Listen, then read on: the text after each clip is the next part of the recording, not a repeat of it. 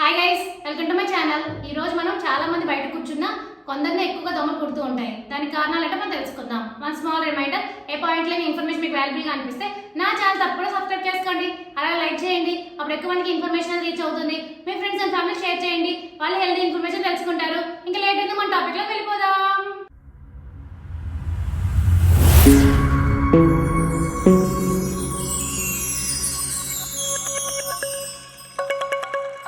సాయంత్రం రాత్రి వేళ ఆరు బయట కూర్చున్నా ఇంట్లో ఉన్న చాలా మంది దోమలు కుడుతుంటాయి. అయితే కొందరినే లక్ష్యంగా చేసుకుని దోమలు ఎక్కువగా కుడుతున్నాయని తాజా పరిశోధనలో తేలింది.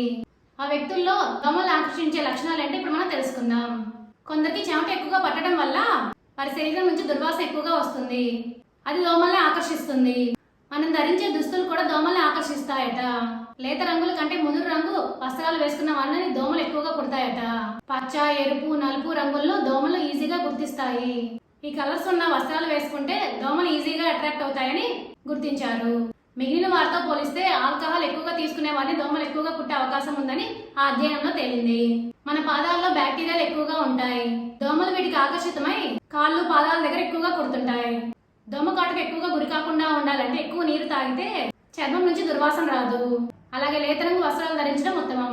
ఇప్పుడు అర్థమైంది కదా మీ అందరికీ దోమలు ఎక్కువగా ఎవరిని అట్రాక్ట్ చేస్తాయి అనేది. For more videos please like, share, subscribe my channel. Thank you for watching my video.